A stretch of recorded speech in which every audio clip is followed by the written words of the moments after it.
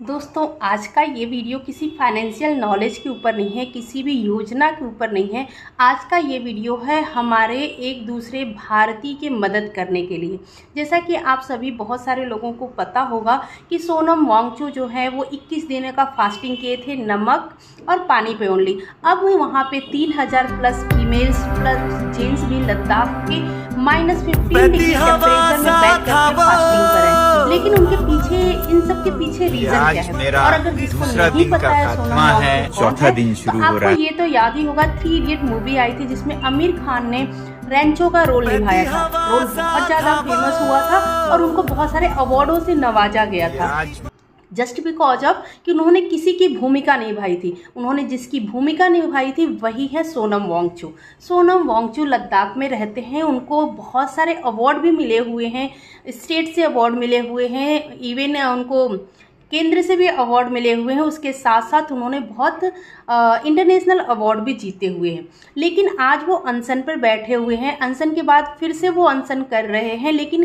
क्या है ये, किस चीज़ के लिए वो कर रहे हैं, आज हम उसके बारे में बात करेंगे, उसको बहुत अच्छे से जानेंगे ताकि हर नागरिक को उनका हित और अहित पता हो और उनका अधिकार क्या है ये भी पता हो। सो दोस्तों, आज हम जानेंगे 6 शेड्यूल। ये 6 शेड्यूल है क्या? दोस्तों, हम पहले ये जान लेते हैं कि ये 6 शेड्यूल है क्या।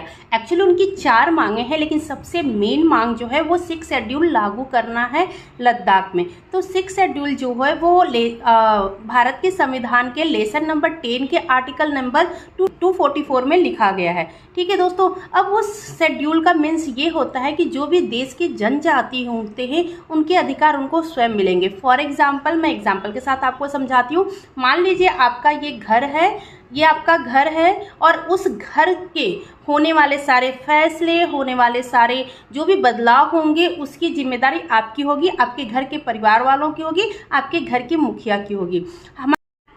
तो ये जो 6 शेड्यूल है वो मिजोरम, त्रिपुरा, असम ऐसे जगह पर लागू हुआ है जहाँ पे राज्यपाल के पास बहुत सारे अधिकार होते हैं जो वहाँ के लोगों के लिए न्याय कर सकता है। लेकिन उसमें ये भी रहता है कि आप 5 साल से अधिक कारावास की सज़ा नहीं दे सकते और ना ही मौत की सज़ा सुना सकते हैं। ये तो उसका हो गया बाउंडेशन। लेकिन लद्दाख ये क्यों चाहता है? सबसे पहला रीज़न ये है कि लद्दाख इसलिए ये चाहता है कि लद्दाख में 97% अनुसूचित जनजाति रहती है। जी हाँ दोस्तों, ये आर्टिकल 6 का मतलब, शेड्यूल 6 का मतलब है कि अनुसूचित जनजाति के लिए 6वीं अनुसूची लागू होना। तो वहाँ पे 97% लोग जो है वो अनुसूचित जनजाति के हैं। अभी जब अनुसूचित जनजाति शेड्यूल 6 अगर वहाँ पे नहीं लागू होता है तो हमारा जो सबसे खूबसूरत लद्दाख है वो धीरे धीरे करके तबाही में बदल जाएगा। इस बात को ही ध्यान में रखते हुए सोनम वांगचुक ने इसकी मांग करी थी 2019 में। इवन रिटेन में अमित शाह जी ने रिटेन में कहा था कि हम इसके ऊपर काम करेंगे और जल्द ही इलेक्शन के बाद हम इसको लागू कर देंगे। लेकिन आज 4 साल के बाद भी फिर से इलेक्शन आ गया, लेकिन वहाँ पर किसी ने कोई काम नहीं किया।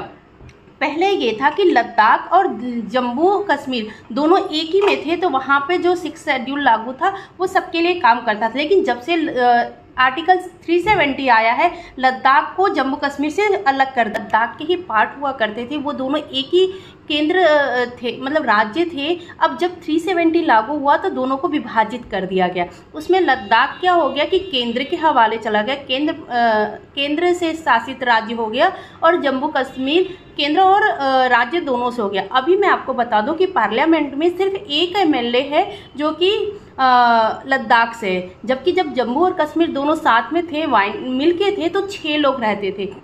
राज्य में राज्य सरकार में एक भी उनके यहाँ से कोई नहीं है। जैसे कि हमारे राज्य में हमारे मुख्यमंत्री होते, लेकिन लद्दाख में ऐसा कुछ भी नहीं है। तो उनकी मांगें बहुत ही वाजिब हैं, उनको पूरा करना चाहिए। हालांकि बहुत सारे लोग बोल रहे हैं कि अभी इलेक्शन का दौर है तो इस समय में ऐसा कुछ नहीं हो सकता।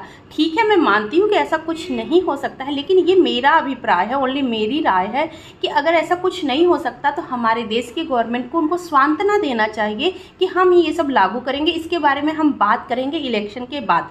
जो भी गवर्नमेंट आए वो इस टॉपिक पे बात कर सकती है, उनको सांत्वना तो दे सकती है, क्योंकि सांत्वना 2019 में भी दिया गया था तो उतने दिनों तक लोग बैठे थे, चुप थे। अब लेडीज भी घर के बाहर, बच्चे भी घर के बाहर -15 डिग्री टेम्परेचर पे बैठे हुए हैं। दोस्तों मुझे ये लगता है कि अगर कोई अपने घर में रहने का अधिकार मांग रहा है, अपने घर को अपने हिसाब से चलाने का अधिकार मांग रहा है, तो उसको दे देना चाहिए। अगर उसको ये अधिकार नहीं दिया जाएगा, किसी और के बस में वो अधिकार रहेगा, तो उनके साथ वो दुर्व्यवहार कर सकते हैं। फॉर एग्जाम्पल लद्दाख जो है कि बहुत ही स्नो फॉलिंग एरिया है, वहाँ पे बहुत ज़्यादा स्नो है। अगर वहाँ पे बड़े बड़े कारखाने बनते हैं, फैक्ट्रीज वगैरह बनती हैं, तो कल को भूस्खलन वगैरह होने के बहुत ज़्यादा चांसेस है। तो इन सब को भी लेकर के उन लोगों की मांगे हैं कि ये सब चीज़ ना किया जाए। जब हमारी राज्य सरकार होगी, जब हमारा एक अलग राज्य होगा, जब हम अपनी सरकार राज्य की चुनेंगे, तो हम उनसे अपनी मांग भी रखेंगे। हमारा डिस्ट्रिक्ट कलेक्टर होगा जो हमारी बातों को सुनेगा। तो मुझे लगता है, जहाँ तक मेरा अभिप्राय है, मुझे लगता है कि सरकार को इसके बारे में बात करनी चाहिए और सोचनी चाहिए। अगर एक भाई दूसरे भाई के काम नहीं आएगा तो कौन आएगा। तो मैं पूरी तरीके से सपोर्ट में हूँ लद्दाख के, क्योंकि हम एक परिवार के जैसे हैं, एक पड़ोसी के जैसे हैं, और सपोर्ट करना ही चाहिए। क्योंकि किसी को अगर परिस्थिति सही नहीं है, उस समय अगर हम सपोर्ट करते हैं, तो मेंटल सपोर्ट सबसे ज़्यादा इम्पॉर्टेंट होता है। फिजिकली हम नहीं जा सकते वहाँ पे, लेकिन मेंटली सपोर्ट कर सकते हैं। सो दोस्तों, इस वीडियो को शेयर कीजिए लोगों के साथ, जिससे उनको पता चल सके कि ये 6 शेड्यूल है क्या, और लद्दाख के लोग क्यों 6 शेड्यूल को मांग कर रहे हैं। अब हम लद्दाख को जानने से पहले सोनम वांगचुक के बारे में जानते हैं। दोस्तों, इनको बहुत सारा अवार्ड मिला है, जिसमें से ग्रीन टीचर अवार्ड सबसे ज़्यादा इनको मिला हुआ है, क्योंकि ये एक ऐसे टीचर हैं जो कि बहुत ही अच्छा काम करते हैं। कुछ ही साल पहले अभी इन्होंने वहाँ लद्दाख में रहने वाले जवानों के लिए, ग्लेशियर पे रहने वाले जवानों के लिए ऐसे टेंट का निर्माण किया था, जो कि मोल्डेबल हो, जिसको लेकर के वो कहीं जा सकते हैं और वहाँ की ठंड से उनको वो सेफ रख सकता है। मतलब ऐसे कई सारे आविष्कार उन्होंने किया है जो देश के हित में हुआ है, और उसके लिए उनको बहुत सारे प्राइज़ भी मिले गए हैं, बहुत सारे अवार्ड भी मिले हुए हैं। लेकिन आज सरकार उनकी एक बात को मानने से पीछे क्यों हट रही है। जहाँ पे अनुसूचित जाति ज़्यादा रहती है, वहाँ पे शेड्यूल 6 को लागू कर ही देना चाहिए।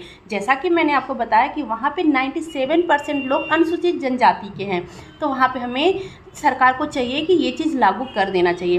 कितना प्यारा, कितना खूबसूरत लद्दाख है, उसको देखने के लिए लोग जाते हैं। तो क्या आप नहीं चाहते कि लद्दाख वैसे ही ब्यूटीफुल और खूबसूरत बना रहे। सो दोस्तों, hope you all support Ladakh. मैं उम्मीद करती हूँ कि आप सभी लद्दाख को सपोर्ट करोगे और इस वीडियो को ज़्यादा से ज़्यादा शेयर करोगे, ताकि लद्दाख को सपोर्ट मिल सके। तो आज के लिए बस इतना ही दोस्तों, मिलेंगी नेक्स्ट वीडियो में। तब तक के लिए धन्यवाद। जय हिंद।